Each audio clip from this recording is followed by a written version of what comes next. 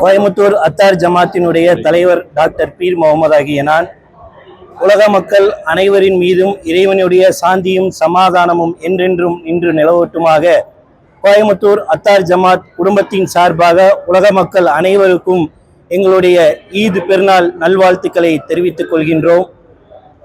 முதலாவதாக உலகத்தில் உள்ள அனைத்து மக்களும் நிம்மதியாகவும் சந்தோஷமாகவும் அமைதியாகவும் வாழ ஏக இறைவனின் பிரார்த்தித்தவனாக எங்களுடைய இரு பெருநாட்களில் ஒன்றான இந்த ஈதுல் ஃபித்ர் இன்று நாங்கள் கொண்டாடி கொண்டிருக்கின்றோம். கடந்த 30 நாட்களாக நோன்பு நோற்றிருந்து எங்களுடைய விரதங்களை எல்லாம் முடித்து தற்பொழுது எங்களுடைய பெருநாள் தொழுகையை முடித்து கொண்டு உலக மக்கள் அனைவருக்கும் வாழ்த்து செய்தினை தெரிவித்துக் கொண்டிருக்கின்றோம்.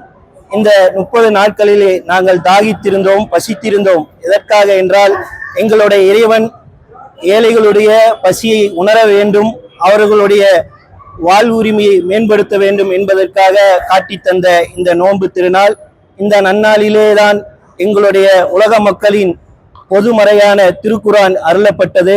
இன்று திருநாளை கொண்டாடிவிட்டு நாங்கள் ஏழை எளிய மக்களுக்கு நாங்கள் உண்ணும் உணவை நாங்கள் அவர்களுக்கு அளிக்க இருக்கின்றோம்.